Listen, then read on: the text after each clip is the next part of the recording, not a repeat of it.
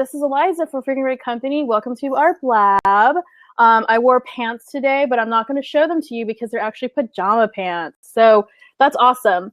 As a disclaimer, we are grown-ups. We are going to use adult words like cock shit motherfucker. So if that bothers you, you need to X out. Just peace out right now. You're going to get offended and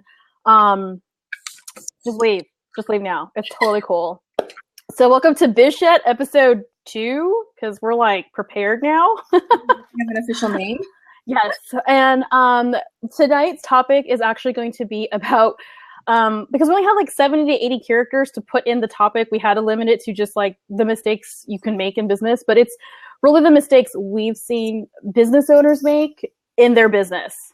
Like the shit that will trip you up. Like, no bullshit. We have seen businesses, not only from our businesses, like from baby businesses, meaning like 0 to 6 months to 12 months. Like you're just starting your business. So your focus is really just getting out there and getting started, to emerging businesses, which is a lot of you guys are probably in, where you're just you're trying to get known. You got some money coming in, you got some people booking you, loving your shit, but you're really trying to get to that point where you've got like such great momentum that you're just kicking ass. And the stuff that we've seen with very established businesses, these are the guys that, you know, you're giving them money hand over fist because you're like, they got to figure it out. So we're going to talk about those types of mistakes that we see so that hopefully, you know, you won't make them, or even if you do, at least you'll have a fighting chance so you don't completely, you know, close up shop and just give up on life and humanity. So everyone can hear me, right? I just want to make sure because it's just going to be like a fuck fest in here, right? Yeah. Can they hear me? Yeah, I'm getting 305s and hearts and stuff. Okay, perfect. Yep. Thanks, Tina. Heart you, Tina. Yay. Tina's the one whose blab I was on the very first time. So Tina, just want you to know that it was your blab. Was that hers? Yeah, Tina's awesome. Yep. Okay, so first off, I just want to go ahead and address why you're going to fucking make mistakes in your business, just so we can get that off your chest and out there in the space. And there's a couple things that are going to make you make mistakes. Number one, you're going to have lack of experience. So it doesn't matter if you have a PhD, you're one of the 2% that Mensa accepted. It doesn't matter if you're a lawyer, doctor, dancer, security guard. If you're going to start your online business, you're going to make fucking mistakes. Accept it. You're going to make a shit ton of mistakes. And you know what? You are going to pay for those mistakes. Literally. You are going to have a Dropbox full of DIY shits. You're going to pay for programs that you're like, wow, this was either beyond my level or it was really like not in my level. You're going to be doing that. So just understand that regardless of who you were, what you did in your past life before you started your online business, you're still going to make mistakes. So do not beat yourself up if you're like, oh my God, but like I'm a doctor. I invented air. Why am I making mistakes in my business? I should have saw the tricks in that sales page. It doesn't matter. You have to learn the business in order to be able to run a good one. You know, so don't beat yourself up. And if all else fails, if you're not listening to me, just imagine making business decisions is just like the first time you're intimate with someone very special. You're going to be like, where do my arms go? This is nothing like the movies. That's what it's like when you're really trying to figure out a business that's going to work for you and the lifestyle you want to lead. You're going to be so awkward. You're going to make mistakes. Okay. The next thing is you're going to be another reason that like folks kind of rush into things and they override their bullshit detector is peer pressure. Like everyone's doing that program. Everyone bought that like, you know, program about how to, you know, blog or start an e-course or something. And so you're going to bow to peer pressure. Danny and I, we both have. We can tell you all the courses we've taken, all the masterminds, do it yourself stuff. We've bowed to that pressure too. So when you are looking back at this end of this year and you're looking at like all the shit you spent your money on, and you're like, fuck, I shouldn't have bought, you know, that $500 thing. It was so stupid. It doesn't matter. Just know that you bowed to peer pressure perhaps in that case. And that's what made you make a mistake. And mistakes are really just decisions you regret. And a lot of folks are like, but, you know, it was meant to be. I was supposed to like make this decision so I can learn and blah, blah, blah. And of course, you know, But the one thing that we don't want you to do is we don't want your mistake to stop you from growing, because sometimes we beat ourselves up so bad because maybe you spent a shit ton of money. Maybe you did. Or maybe, you know what, you listened to someone and it was the wrong thing. It was the wrong design. It was the wrong clients you're going after. It was the wrong offer. Like, it happens. It so happens. So don't beat yourself up. Okay, so now that we've prefaced it all with that, so you don't cry yourself to sleep because you're like, when you're talking about these mistakes, Eliza, it's literally the yearbook of 2015. Don't beat yourself up. 2016, just around the corner, Kat. You got it. So, Danny. Yep. You have an important question for me? I have an important question for you. When you first started your business, because, I mean, you've been around a lot of the biggest cats that are out there in the self-development, business development with spirituality businesses. Tell me, or tell us, we want to know, what were the biggest mistakes that you saw those businesses do? Like, that you're like, whoa, why are you making that still? Okay. One would be you don't have to use names, obviously. Huh? You don't have to use names. No, I would never do that. I would never. Hey, I signed confidentiality agreements. One would be buying course after course and continuously educating themselves just because stuff's on sale, just because, you know, people are pushing it and not really doing the research and seeing if it's a good fit for their business. Probably not having a marketing strategy or a plan. We can probably have a whole totally about that one. What did you were on the list earlier? I forgot. You know what you were talking about? Like, one of the mistakes that you made when you first started your business was you were underpricing your ass. Mm-hmm. Yeah. How bad was that? Business, I priced myself at almost a third of what I made in my day job. Oh. And I actually started the business to make more money than my day job. So if you look at that, it doesn't make any sense. It's like I charged a third, an actual third. I had no knowledge of self-employment taxes here in the United States. I had no knowledge of overhead, software. You know, I always had a manager paying attention to that. I never had to worry about that. So I thought, I'll just charge a little bit of money and I'll be booked full. And I was booked full instantly. I had lots of people who needed something. Yeah, I was booked full. Everybody, because I was cheap and amazing. So people were like, this girl's cheap. Yeah, this is great. And I worked my ass off because of that. I had to work, 60-hour weeks to pay rent. It was really hard. No, I think a lot of people here on this blab can kind of relate, because I know that when I started my business, it's so hard because you see everybody. I mean, okay, let's just call it what it is. Like, everyone wants to live their Instagram feed, right? Like I do. Yeah. And I think, like, the biggest thing is we feel so pressured to price what we're worth. And, we had another conversation privately about pricing your worth. I think I'm going to give you a very unpopular opinion, and you guys could totally blow up the chat if you want. But personally, I don't believe you should charge what the fuck you're worth, because let me tell you something. You're a human being. You're going to have good days and bad days. So what if one day you feel like you're as priceless as the goddamn Mona Lisa? Are you going to are you not going to put a price on yourself? You're just like, I'm priceless? No. Or you're going to feel like a piece of shit one day. Maybe someone, totally talked crap on your offer, or they said your colors look like shit on your website. So what, you're going to adjust your prices now because someone didn't like your stuff? No. I think undercharging is really prevalent in our industry because because a lot of folks are service providers, or they're creating products or things that are really meant to create impact. And so they want to give and they want to help as many people, but don't price what you're worth. Price what is appropriate. You got a price to cover what's going to pay for your Wi-Fi. Let's put it that way. Does anyone have any questions about that? Or calculate it. Look at the money. I do this to everybody that I work with. Usually I'm like, what, I look at the pricing and I'm like, what is your overhead? What do you have to pay? Do you have your kid in a $100,000 school per year? Or do you have, do you live with your mom? Like, what's happening financially? And pay attention. I was not connected with that. We were like all over the place. And when I started my business and I just didn't pay attention, I really thought I was like, I'm charging too much money. And if I told you the amount, you'd all probably jump off this. No, are you like, sure? Well, I won't tell you. You know how much I charged for a sales page when I first started? Are you ready? $47. Really? $47. Jesus Christ. You know how long it took me to write that fucking thing? And then this client, I didn't put in my contract. I don't think I had a contract. This client had like 5 revisions, and it took like, I mean, I didn't have hair. I looked like my brother. So but I mean, when you're first getting experience, it's cool. In the beginning, you're just kind of like, you're unsure. So you try stuff out. That's cool. That's normal. There's a point though where your mind kind of evolves, and it's usually early on, and you'll get a clue that it's not right, because you'll see the money and you'll go, okay, the value, the time, the energy, the mental stuff that I'm putting into this, all of a sudden you're like, not worth it. It wasn't worth it. Okay.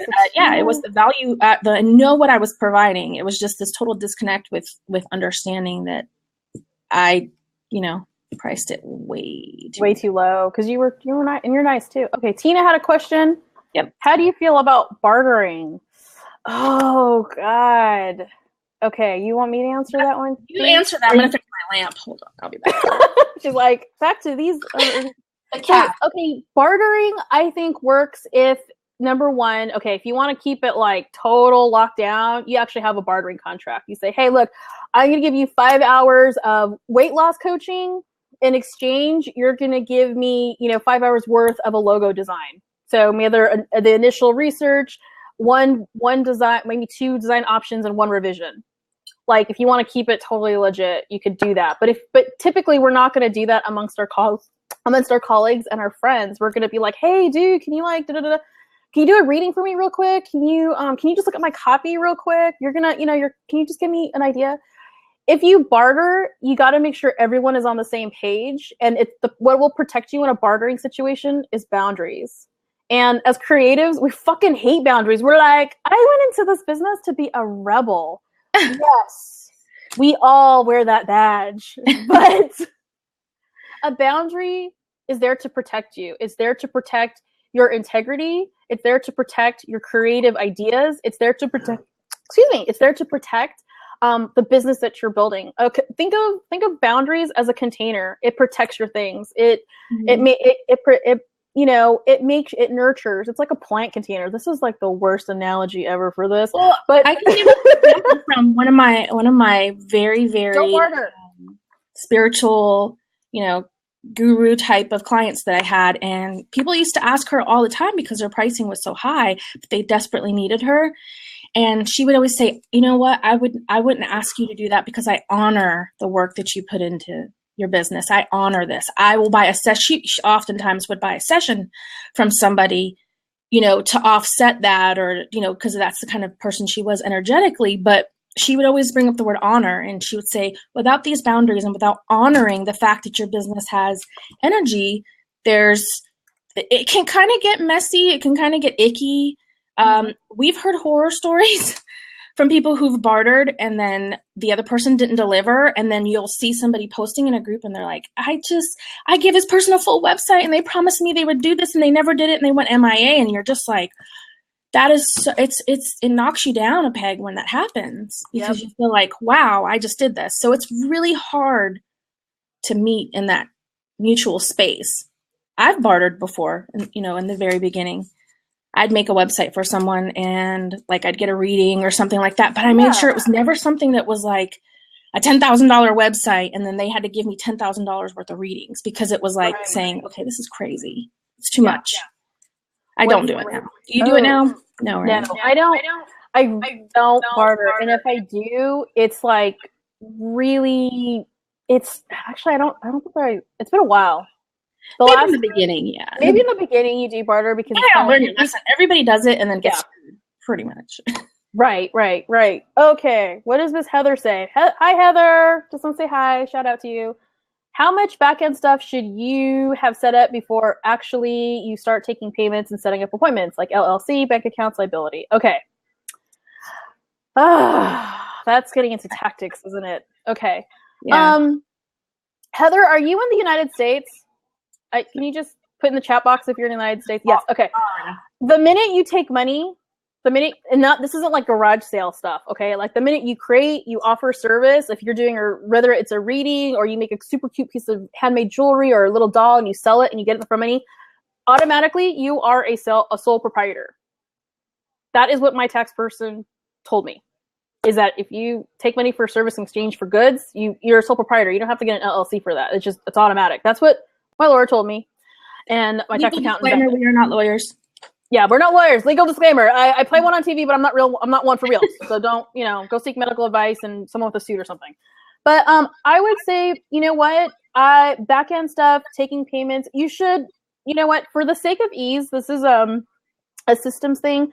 I think you should at least have a PayPal account set up that's specific for your business. I think you should at least get your appointment set up. This is what I did. And then find out from your state how much it costs. And here's the thing: when you become an LLC, you're telling the government how your business should be taxed. It's a separate entity from you. You're protecting your personal assets. This is what my lawyer told me. Again, I'm not a lawyer, just play one on TV. And so what I did was I became an LLC first. I used PayPal. I used Bookfresh. And then I got my own separate bank account because I had a really high-end client pay me with a fucking check. So I was like, I guess I better. I remember that. I better, if I want to cash this before Dwala came out, though. It's before Dwala came out, and yeah, they're like, how do you take a check when we're across the globe? My mom writes checks, and she's crazy. So I would just say, what? Anybody that writes checks, but yeah, it's okay. You have to become an LLC before you get a. Oh, I'm sorry, D. I didn't mean to fuck over you. No, I was saying in online business, we don't come across checks very often. We don't, not really. You have to get a tax ID and EIN before you can open a bank account, a business bank account. Mm-hmm. So if you want to, from my experience, what I did first was I had PayPal so I could take payments because my clients were all over the United States at that point. And you're going to want to have a way for them to book, sessions with you or to book your services. And then look into your state and see how much it'll cost to become an LLC or, however you want your corporation to be, however you want your business to be structured so they know how to tax you or what they can and cannot tax you. And then go get your bank account. If you're going to do that, be really clear that you have a long-term plan that you're going to be in the game for a while. Because you know what, you don't want to invest all that time, and you're just like, I'm just a hobbyist. I'm just dabbling. I just want to have some sales for Christmas. My dolls. No, just be mindful of that. That is actually a responsible, strategic business decision. So if you want to feel comfortable and you want to protect your personal assets, like if you have a home, do that. Okay, because I don't want someone coming after my husband's, 401k or something weird. I don't know. No, that's a good question. Oh, Nathalie, she's so on top of her stuff. Look at Nathalie go. What's the right price? Oh, that's a really good question. Okay, depends. That is. Hey, Glenn, nice meeting you too. Seminoles, it's okay. I roll Tide though. Can we still be friends? I hope we can. Sorry, roll Tide. Yep. Okay. The right price is a combination of things. And I wish I could just say, hey, the right price is on a scale. Look over here, like a growth chart, and you're in the right range, you're not. I love you, Glenn. So basically it's a combination of things. It's number one, you have to grow to the size of the pot that you want to grow into. So if you're on the path of saying, you know what, I want to charge $1,000 an hour for my service, for a consultation, then you're going to have to start building those pathways to that. So you're not going to start charging $5 an hour. You're going to want to start maybe at 100, 150, 200, 250. Because I know your business intimately, I am going to say that for you, because you're kind of you're at the stage where you're emerging, it's okay for you to set a price and then adjust accordingly. Because you kind of already have a built-in audience. It's the truth. You do. People have bought your stuff. You know what I'm saying?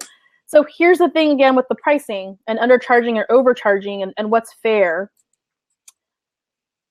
When you have you have to understand the structure of your business. Okay, for you, I know your work, and this is for any service provider. If you're a coach, you're a healer, you're a reader, if your energy and time, you're getting compensated with money, your services, your time, you have to think long term. That is going to be your premier offers. Your time. You want to talk to this face? Too big to fail? You're going to have to pay the money. So with you, so if you're a coach and you're offering one-on-ones, you got to start thinking, hey, you know what? That you have to think long-term. That is going to be my premier offer. That is going to be my top of the line, super expensive thing. And then, I got my one-on-ones, I got my group coaching, or maybe masterminds in there, then group coaching, and then a do-it-yourself version, and maybe a digital product.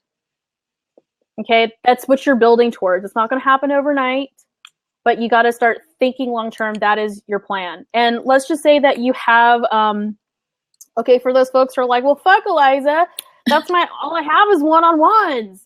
I priced myself because, I felt like I charged my worth, so I'm going to charge, $10 million for my thing, my dolly.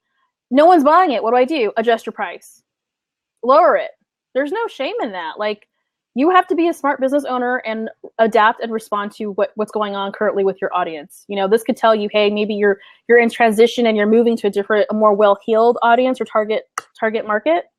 So don't be afraid to go down and change. Like, everybody, Danielle Laporte has sales. Jesus Christ. Like, she's the like Mama Jumama of everybody, and, right? I mean, she has sales, fuck, Yeah, like even Nordstrom has stuff knocked down. Everybody does. Everybody has sales, but you have to keep it. You have to be conscious about what you're doing, because if you just sold it the day before, you're selling a program, and we've seen this happen a lot lately, so I'll just say it out there.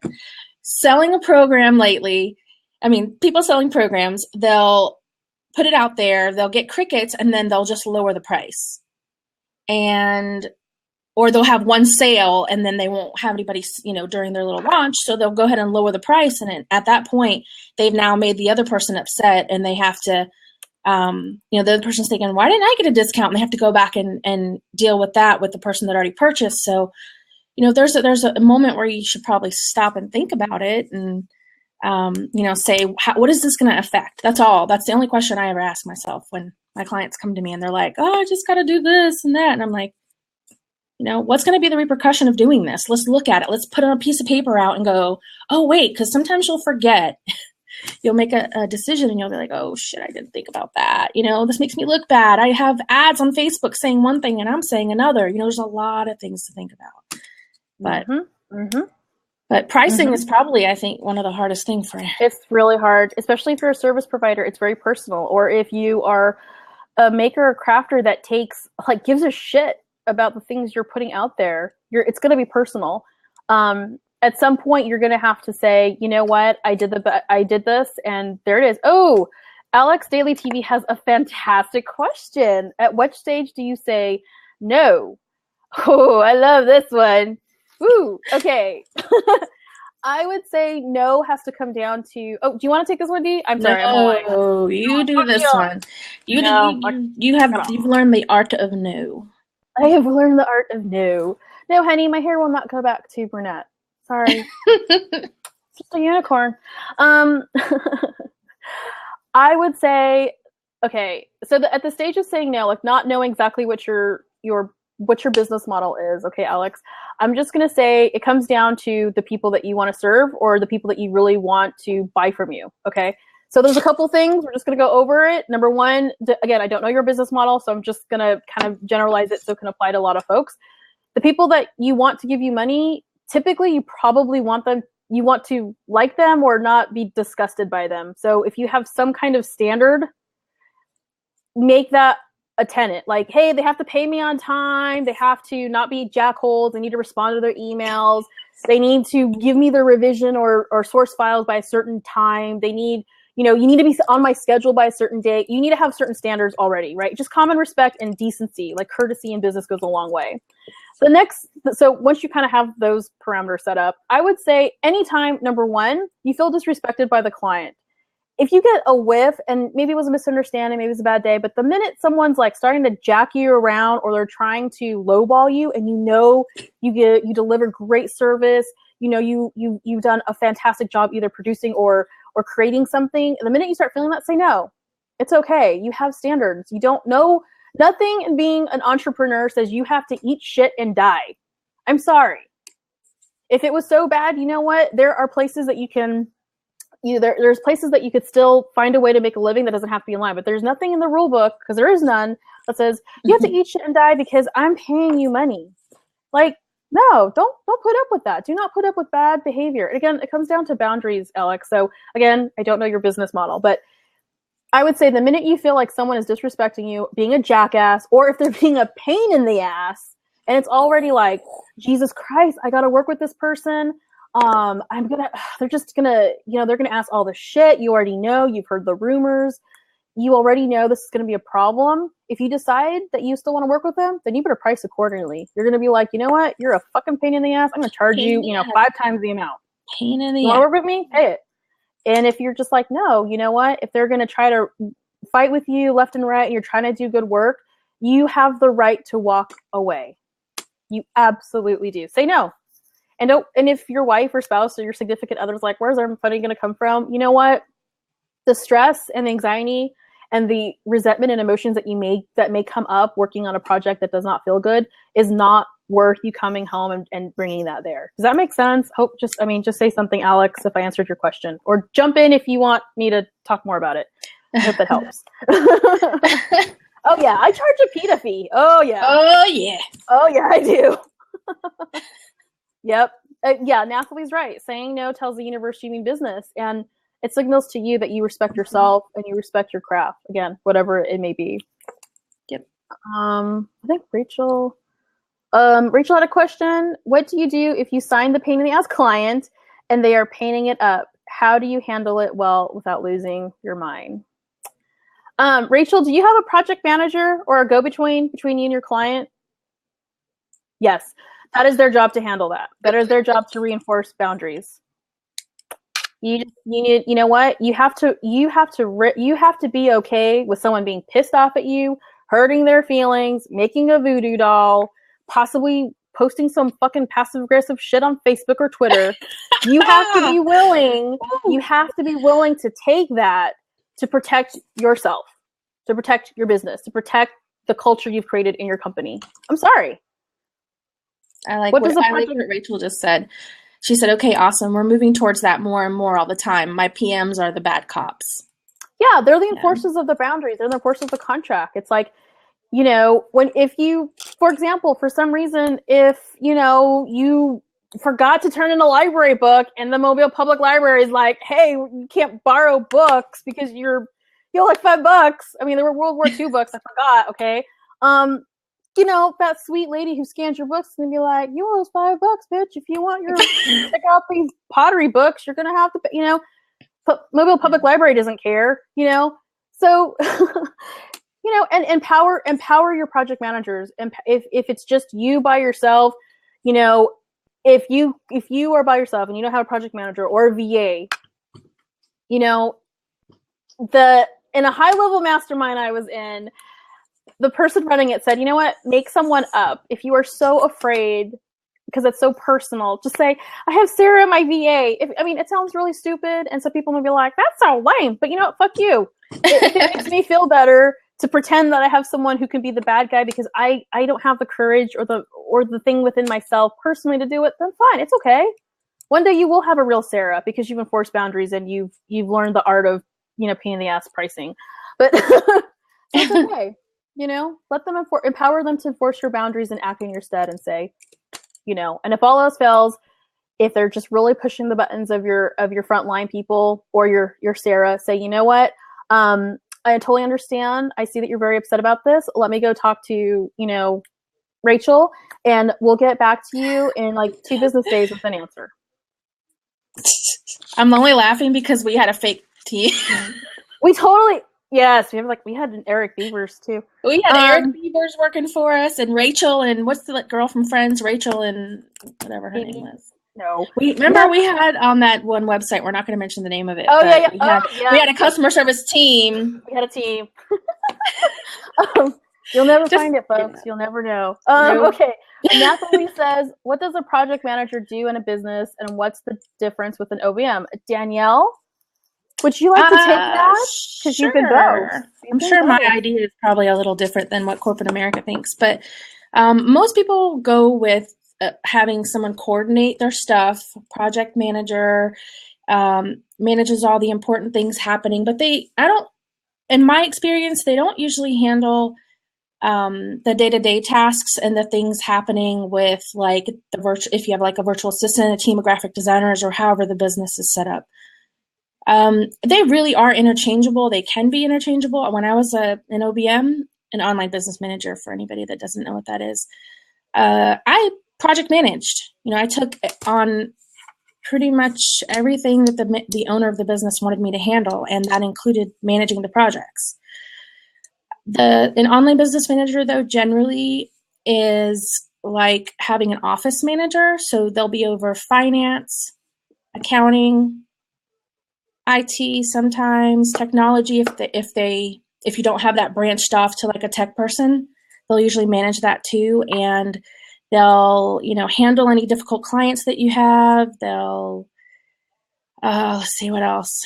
My mind's kind of going blank. They pretty much do everything. The owner's second brain, they do everything, but they do everything like in the hot seat.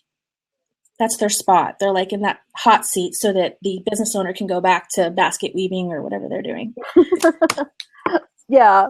I think you have to define what that is. Typically a project manager, in most systems that I've seen for folks, the setup that I have is they'll be the owner who is the creative mind. Either they're the content creator or they're the head designer or creative. They're the creative. They're the force. So they're the reason why people will drop their panties and give them money. So in any case, a project manager will oversee maybe a VA, or they'll make sure that things move along according to your contract or your timeline. Mm-hmm. Okay.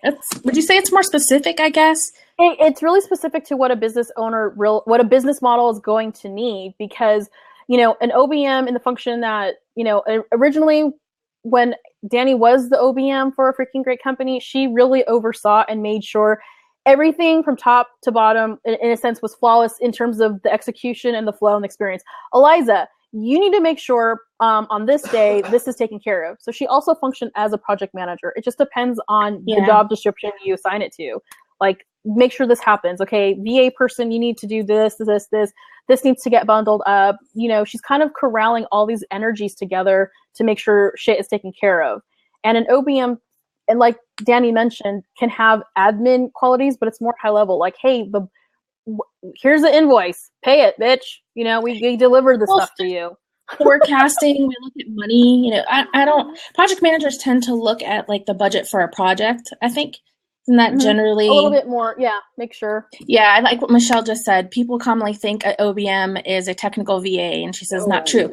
That is not true, because you're right, because a lot of people have come to me and said, I can't find an OBM that's technical. Are you taking on clients? And it used to blow my mind. And then I realized, wait, I came from the IT industry into online business, so I'm lucky.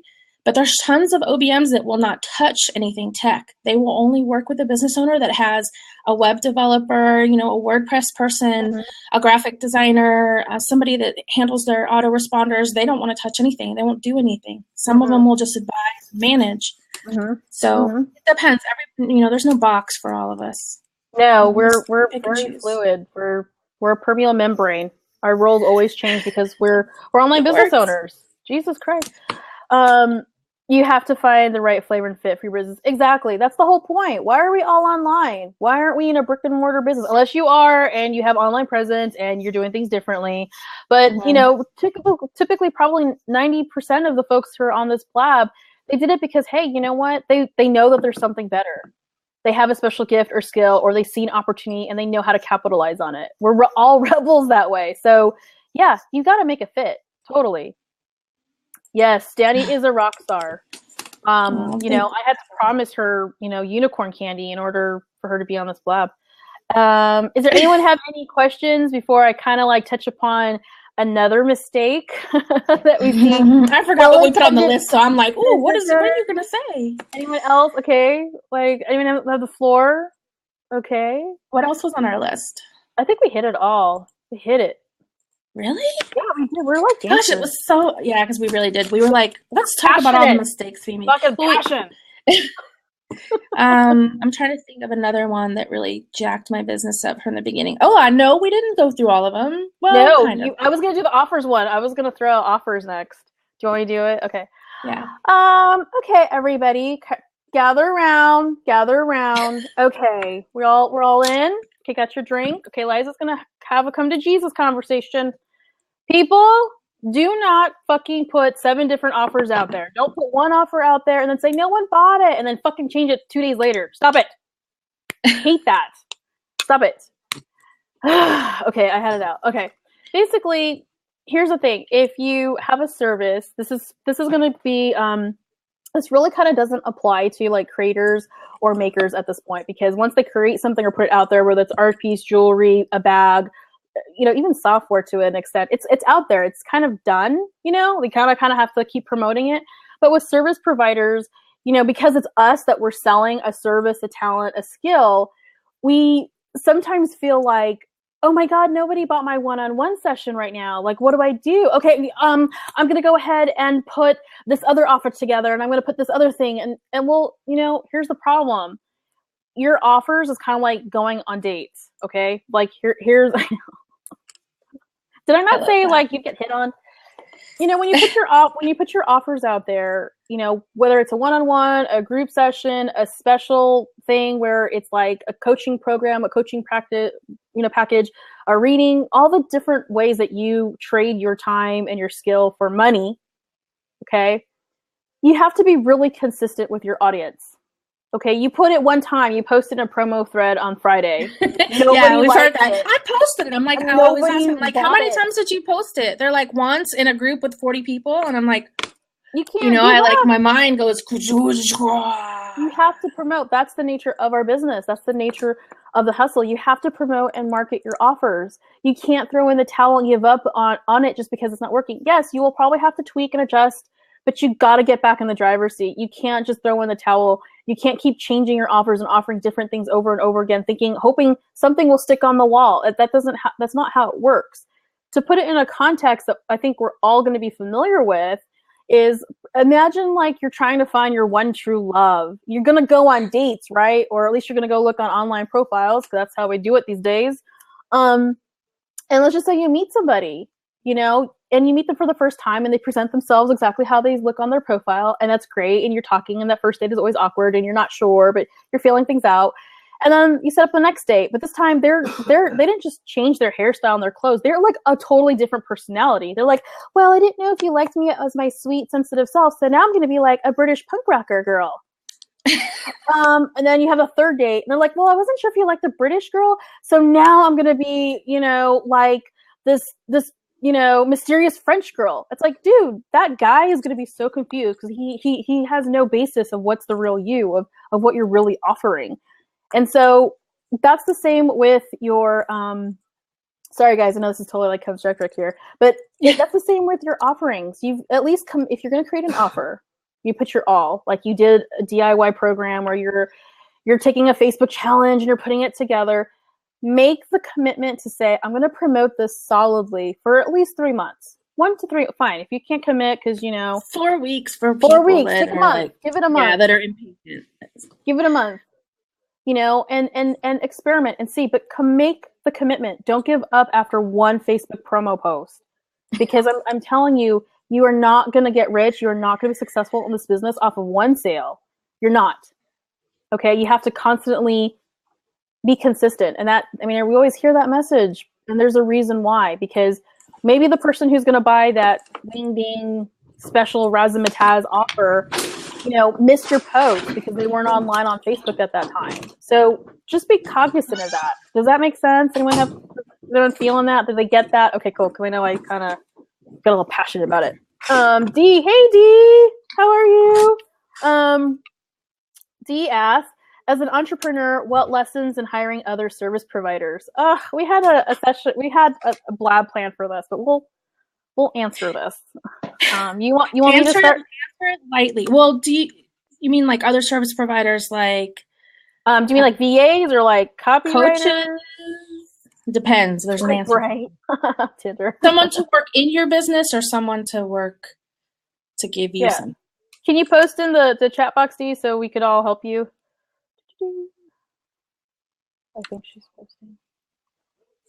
My rule of... Oh, yeah. Okay. Okay, sorry. So hopefully while Dee's typing that, someone to give you something like coaches and copywriters, etc.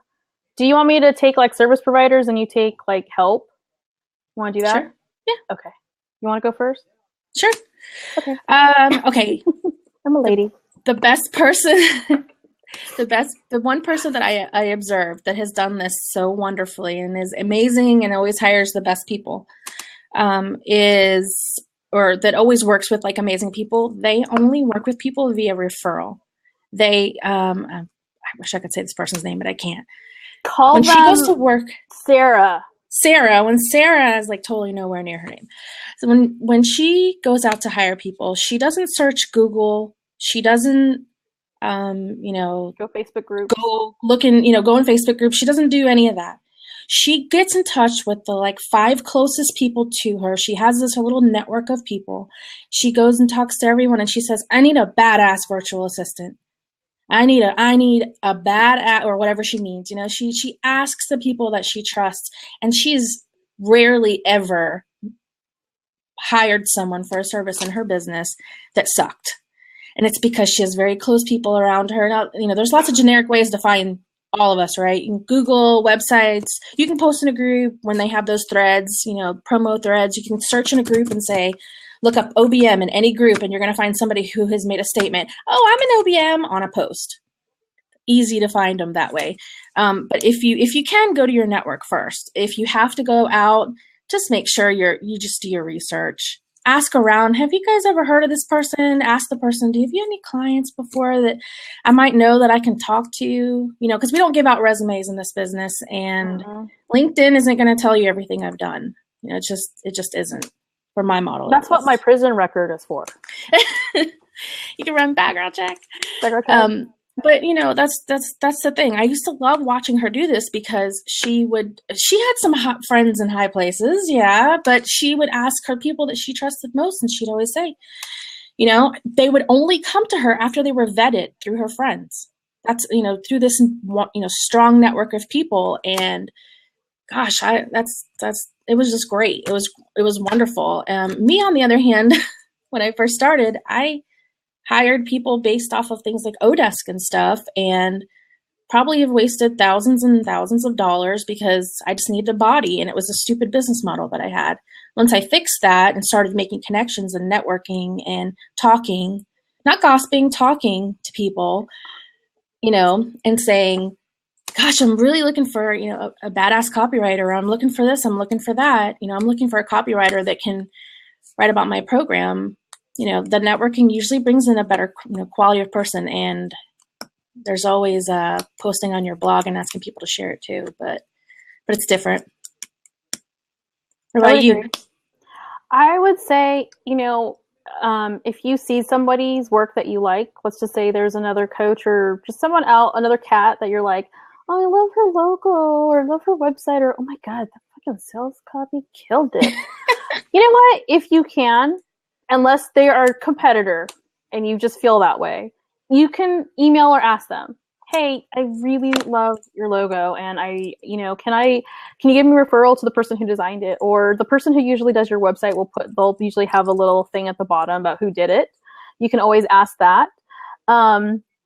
Another thing to do as well to kind of like help out with, is to know, okay, this is going to go How about coaches? Yeah, it's okay, give them the quick and I'm going to give them easy because we're going to have a whole entire. Okay. So, Dee, I think, are you a baby business? Are you an established business or an emerging business? Can you post in there so I can like give you like kind of spot on questions, and I'll Natalie put a question in there I got to answer to. Can you do that, Dee? Oh, Ew, someone put an Amazon seller question. Hey, what's up, Amazon sellers? Me too. Emerging. Okay. So emerging business owners. Okay. So this is the quick way to plug in your holes. Look at your bosom. Look at your bosom. Look at your bosom, D, because I've seen it. It's gorgeous. Look at your business from top to bottom. I mean, if you're doing something specific, like you're having a launch and you need a sales page that converts, then you're going to want to ask. You want to ask around, like kind of, Danny said, who does really good conversions with their sales pages, or look at the sales pages that are really strong that you would buy from, and find out who that copywriter is. Look for examples. Look for examples. And the thing too is about coaches. Now, coaches is a really murky place right now in the universe of online business, because there's a little bit of a backlash when it comes to business coaches or whatever coaches. And here's the thing. If you as a business owner, you have to trust that the decisions you've made, weren't all for naught, that your intuition, your backbone, your moxie that has taken you so far still serves you. So if you're looking for a coach at that point, since you're an emerging business owner, because you have your feet wet, you have experience, look at where you're either you're feeling really afraid to go forward. Fuck, I hate getting on sales calls. I suck at being on sales calls. I hate this. Find a sales coach. Vet your sales coach. Get referrals. If you're finding out that, I just can't handle my shit, my systems are just messed up, find a coach or strategist who specializes in where you feel you are lacking. Do not go specific. For an emerging business owner, even established, go for a specific hyper-focused coach on the topic or area you feel you're lacking in. Seriously, you may pay a little bit more, but you know what? You're going to get results so much faster. And ask to talk to clients, ask to talk to referrals, ask for proof before you. Yeah, because as an emerging business owner, and a lot of the people that are on here are in other groups with us, and they know us from coaching circles. They know us from the same group. So I'm going to say this, and I mean it. It's okay to work with a baby coach as long as you're comfortable working with a baby coach. I'm not telling you that somebody has to have 10 years experience to be able to coach you. It's not that. It's just expectations wise, it's not going to be the same. Mm-hmm. There's people that can help you, and from all levels. I know that. I know there's people out there that don't take any money and they help me more than anything.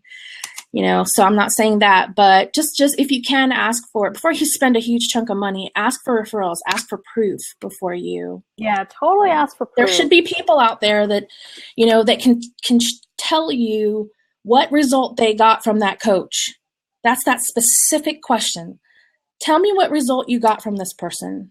We just had this conversation this morning. Remember? And we were just talking about this. Intuition. Jesus Christ. Intuition. There's lots of things. Intuition, people. But, sometimes you're not going to catch everybody that's a shyster or shysty. I don't know the right word.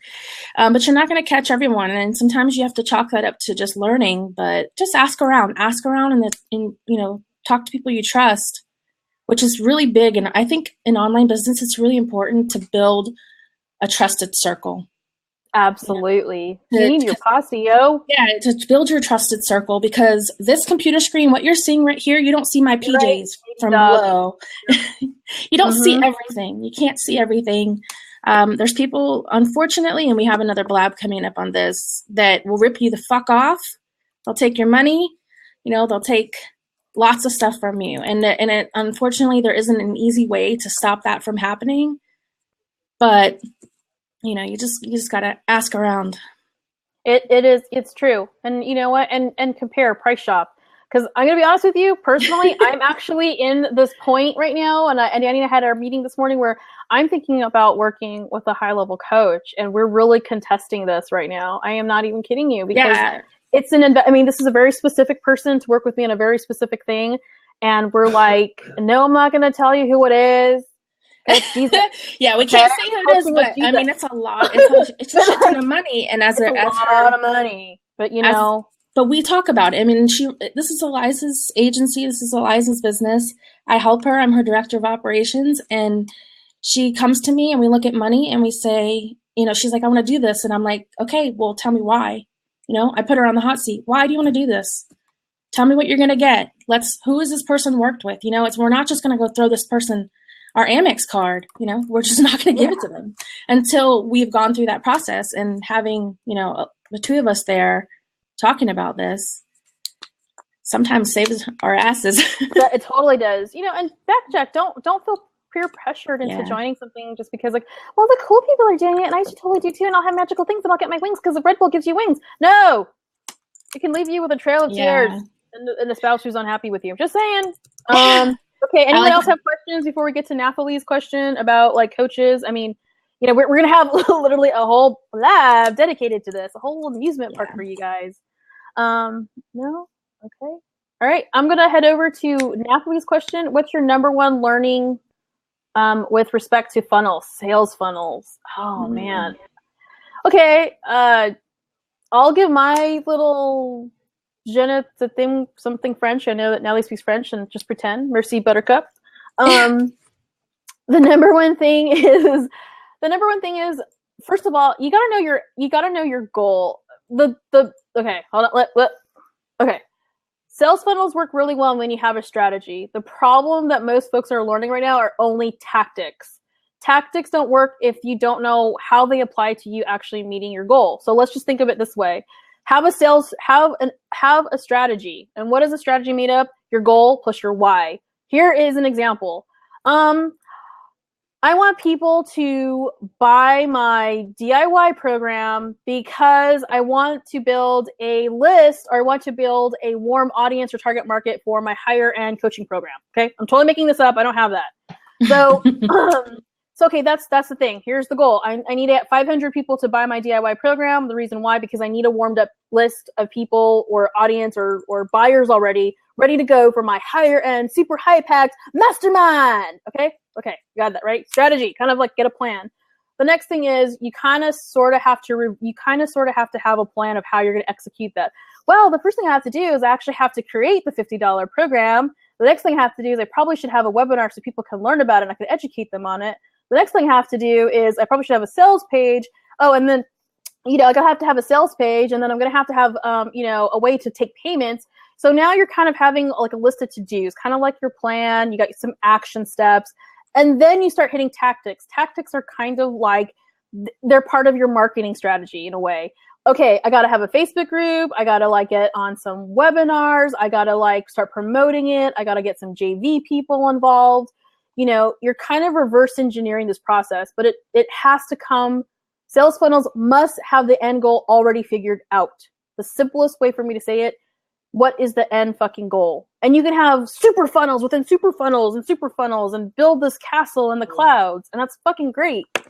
But the overall is sales funnels must have a goal that ties into the why. Because if you're like, I just want to make $1 million just because, well, guess what? It's bullshit. It's bullshit. You're gonna lose steam the minute you hit a block, the minute you hit an obstacle, the minute someone says they don't like your face, you're gonna cry because your goal is not tied to any purpose. And that purpose could actually be financial. It could be personal. It could be spiritual. It could be whatever it is. But a strategy, in order for your sales funnel to succeed, must have a strategy. And you must have a goal, and you must tie it to your why. You got to have a plan to support all that. And then you go to tactics. Starting a Facebook group, that's a fucking tactic. If you start there, you're already... you don't have a purpose. There's no reason. You're just like, what are you going to do? Yeah, how many people have come to me and said, I said, like, why'd you start it? I don't know.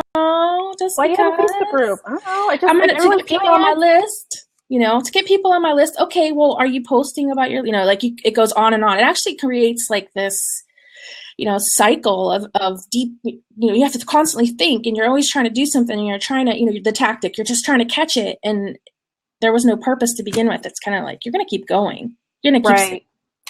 It's rare. It's very rare. That's like a fucking unicorn rare, dude. The opposite, and it works. And if it works once. Exactly. Yep. Like what Dee said, tactics are always catching up. So, for the folks out there who actually are providing a service, whether, or even if you're selling a product, whether you're like, hey, I'm selling the coolest vape shit, whatever it is, okay, you got to have a strategy to your sales funnel. A client walking through your front door of your brick and mortar shop, hey, that's a tactic. That's just getting into the door. What did you have to do to get that person there? You got to put flyers. You went to a rave. You sanded out stuff. You got to get in a chicken suit. Those are tactics. Those are tactics, dude. Don't start with your tactic. What's the strategy, dude? I need to sell 50 units of whatever product I'm selling because why? I need to keep my lights on in my store. For service providers, I need to at least have one person book, a clarity call with me. I need, why? Because I always want to make sure I'm finding people who are interested in my work. You know what I'm saying? I know, raves. It's just the thing. Look. Okay, there's a reason I can care. You know what I'm saying? Like that you got to tie it. I mean, if you start Start with the end. Start with your goal, which is a number. Usually goals are very finite. They're empirical, right? You could prove it. Yeah, you hit 50 things. Awesome. And then tie it to the why. I got to pay my bills. My girlfriend needs a mink coat or it's a faux mink coat because we keep it real. We're like, I want to go on a ski trip. I want to take my kids to Disneyland. I just want pink hair. Whatever the reason is, you got to have those two things. And then I promise you, if you guys do this, the plan, the to-dos, how you move the ball forward, those are your tactics. It's going to come together, but don't start with tactics first. That's the worst mistake you could do with funnels. Anyone else have questions? Sorry, ask me how I feel about it. Just I think you might have lost my message. You're cute. Anyone else have any questions? You can use the question. Amen to you, girl. Okay. I think we got Dee's question. Okay. Yeah, I don't know how to work this interface. Maybe next time. Yeah, I know. I'm like, 7. Because I can put the questions up there. I know I could open the seat. We can have someone on live. I don't know if would someone like to come online and we'll love you up. Don't be shy. I only bite my husband. Okay, we've got a lot of people. I'm gonna go ahead and unlock the seat. I'm gonna open one seat. Okay. Uno. Let's hope. Don't be Black Friday sellers. Don't be like Black Friday people. Naked. Not today. Put your clothes on. All right. I think there's a way that you can raise your hand or something. Maybe. Let's see. All right, Natalie. Oh yeah, we got a bunch of people. Okay. Natalie, we love you. See if we can see you. Oh, I love Natalie. Do I look okay? Let's try it. I'm seeing. Hi. Hi. I'm like, am I decent? You can't see my boobs.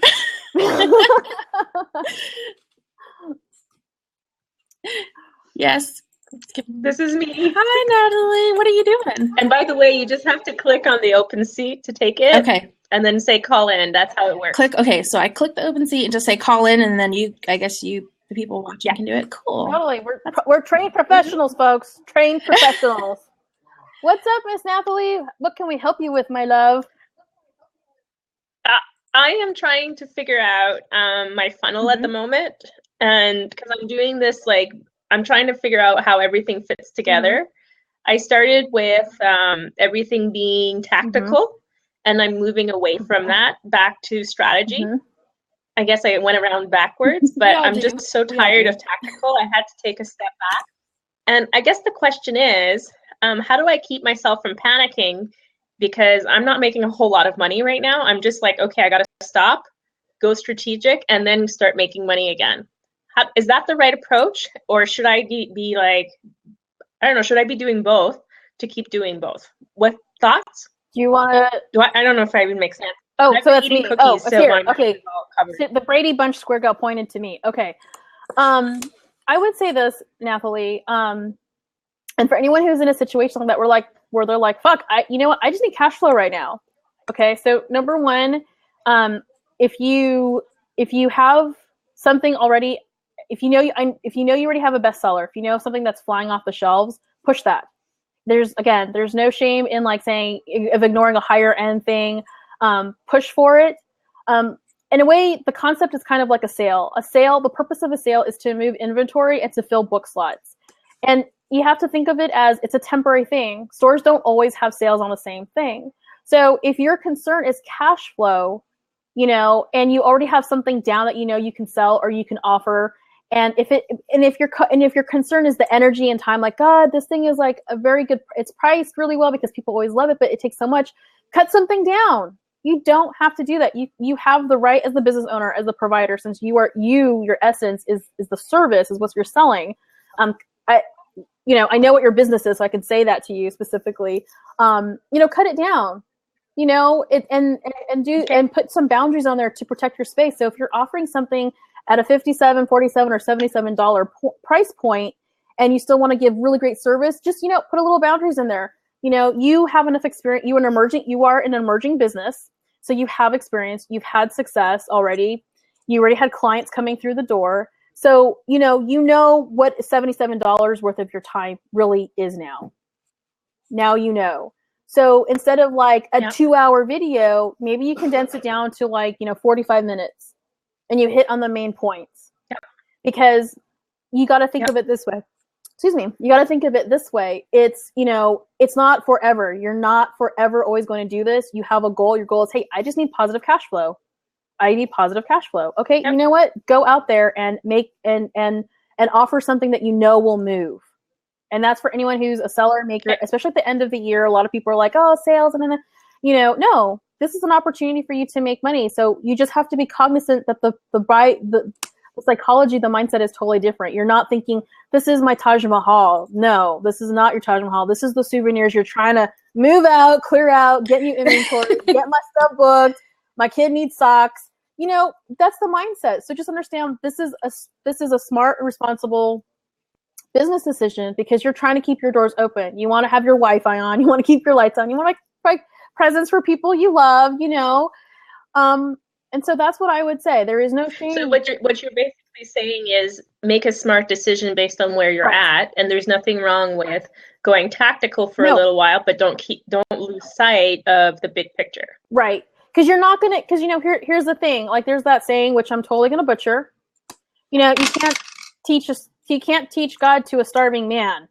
And I'm totally butchering that. I'm sure like Gandhi said it or something, or someone super awesome. But it's like that. You can't talk strategy to a business owner who's like, fuck, I have bills I have to pay. My kid needs braces. You can't fucking talk to me about fucking high end, do some mantras. It's hard to trust. Stress is hard when you're under stress. So just say, what's going to sell today? What do I got to do? And that's okay. That is a tactic, but that's also a smart business decision because you're doing what you have to do to maintain a positive cash flow. Because if we don't have that, we don't have a business. And we came into this because we want to not do the 9 to 5, forever.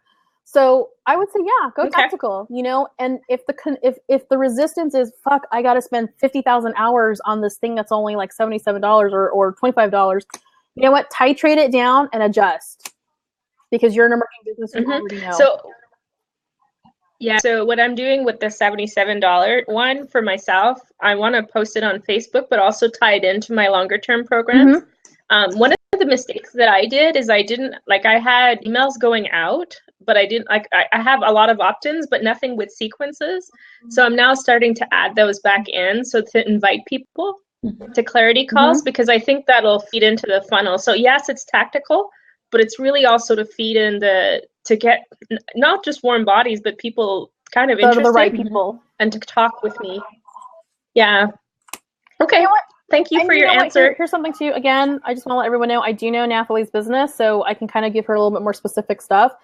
And here's the thing. Every single person who has bought your $77 or your lower priced option, you talk to them and say, listen, I have this higher end thing for next year. And if you would love to work with me next year, give them a deal. Always reward the people who are possibly repeat customers or your email. Just be like, if you want to work with me right now, I would love to work with you. Blah, blah, blah. You make it personal. I know that's how you are. And say, if you're interested in booking something, if you do this, I can offer you a special price at this. If you put a deposit down, put a deposit down for here and it'll secure your time for this point. There's nothing wrong with that. Oh, I really love that. Yeah. I never thought about that. I've been really stuck on not giving anybody discounts, but that's a really great way to reward the people. You're already rewarding them because they've already trusted you. They've already said, I love your shit. I'm giving you my hard-earned money. So be like, hey, you know what? Let's take it a step farther. Let's keep this party going. And, I can give you a special price because you are a repeat customer. Put a deposit down to hold your time here or something. If you have I know you have a full length program, and if you're like, hey, I don't think I can, for the special price I want to give you, you can shorten it. It's a 4 week, whatever, go with what feels right. I love that. Yeah. Yeah. Now I'm getting really self-conscious. So thank you. You're great. No, these are questions. Love you, Nathalie. We love you so much. I love you guys. Thank you. You're so welcome. Bye. I can click on the X. Okay. You gotta open. Is there any other people with open seats? Let's see. What time is it? How much longer do you have? I have 8:10. You want to try for 2 more people? Do you have time for 2 or? Yeah, I think so. Okay, if I have to step away, I'll put my little X up and then I'll come right back. Okay. So okay, I'm gonna open the people. seat. No naked people this time, please. If I see your penis, we're gonna call you out.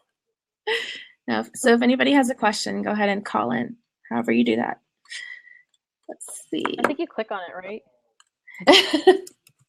Natalie's like, let me help you. You're making my hair hurt. Oh, now let's see here. D put, as an entrepreneur, what about lessons in hiring other service providers? Well, Danny figures out how to get that open seat open. It's open. It's okay, open. Cool. Get in there. And D, to answer, what about hiring other service providers? You know what? I have become a Sooty Booty because I primarily always serve as a supporter. So if I go with another supporter, I usually know who they are already. But I also go by references. And here's the thing that's kind of hilarious.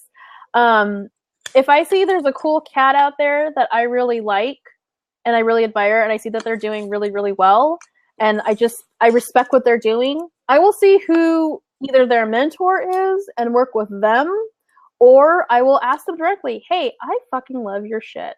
Can you tell me who it is? If you don't want to, it's cool. And if not, find a service provider who you say, hey, look, I really like this style. I don't want to copy it, but, can we get the essence of this? Because everyone has a style, I hope that helped. I do. I don't know how to do the open seat, guys. This is what happens with all the hip kids. They're doing blabs and scopies it's open. I don't think anybody is calling it. Okay. Wait. It's been open this whole time. Oh, I got it. I know what button to press. Shit. Got it. I got it. Okay. Are there any last minute questions? Anything else? I mean, I want to make sure you get value and you fucking learn some shit and you kick ass tomorrow. It's Friday. Should I? Thanks, Michelle. Thank you. So sweet. Can I give myself props? That's so rude. That's rude. I'll give you props. Here, fucking give you. There you go. All right, cool. I guess we'll go ahead and since there's nobody, I'm gonna lock the seat. There we go. Okay. We'll have a recording, so I guess I'll post it out, and it will also show up at the same link, I think, right? Yeah. This is our second one, so I have no fucking idea. Because we like to fly by the seat of our pants because we're online business owners. Mm-hmm. Yep. Yes. Tell them what you do. We'll say that real quick before we'll tell them what we do. Oh, I'm a pink-haired demigod online. Just kidding. No.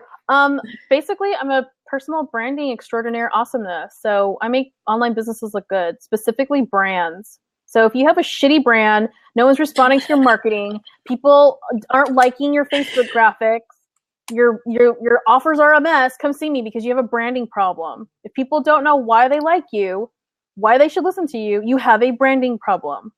Come see me. We'll sort out your point of view. We'll hone your story. Jesus Christ. Don't go out there looking naked unless you're Giselle Bunchkin. Hi, that's it. That's what I do. Yep. That was really good. It's hard to follow that up. Yeah, her shit is good, Tina. It is. And I'm posting. Actually, I was branded by you, wasn't I? Technically. Yes. So yeah, I'm Danielle, whatever you want to call me, and I am I don't even know what to call myself. Maybe I should just make something. I'll do your lead-in. Yeah, why don't you do it? Because I'm supposed to be the quiet one, the tech. I just run stuff and hang out. Whatever. Like make funny faces. No, so Danny is the director of operations for Freaking Great Company. She's the do. So she makes sure we don't get into deep shit. She makes sure I have my shit together. She makes sure that I run a business, not work in my business, not like talk about it, not forget about it. She makes sure I run a business, that I am profitable. She has worked with other six-figure businesses. I'm going to go ahead and toot your horn for you. She's worked for Hero Boga. She's worked with Hero Boga. She's worked with Wheeler, who is the current VP of Business Development for Danielle Laporte. She's worked with all these really high-end businesses, and I benefit from her expertise because she fucking makes sure my shit's together. Because I'm creative. I'm like a metaphor. So if you want to work with her, she actually offers one-on-ones. I put the link in the chat box already. So you can do one-on-one hours with her, and you should because she's good. Because other than that, you'd have to try to steal her away from me, and you can't. So don't try. So that's it. Oh, what kind of IT did you do? Sorry, there's a question for you, Danny. Oh, Jesus. A lot. 9 years of degree in network engineering. I did everything from help desk supervisor, help desk manager, escalation engineer, IT coordinator, network engineer. So a bunch of shit nobody cares about. Yeah, you know what? I know that shit too. I know Ajax and Comet and Bleach. I know coding. I know programming. I could do CSS, does. Fuck you. Yeah, a bunch of boring stuff that, I went to school for. And here I am not doing any of it. It helps me a little bit, but that, we all have origin stories. I invented air, but I don't brag about it. So it's okay. All right, cool. If no more questions, we're going to go ahead and end this. And yeah, there will be a recording, and I guess we'll see all of our friends, because I see so many of our friends in here. That's so awesome. Thank you guys all for coming, and yes, have a fabulous night. Bye. Good night. Bye. If I can figure out how to cancel this thing. I don't know. We're still here. Is this the blooper reel? This is the blooper reel. Maybe. Still here? No, my dog didn't knock everything off my desk this time. You have to hit X. Jesus Christ. Thanks, Rachel or Crystal, whoever was a smart person. Click on the X. All right. Bye. You got it. I think I got it. There's the X. Bye.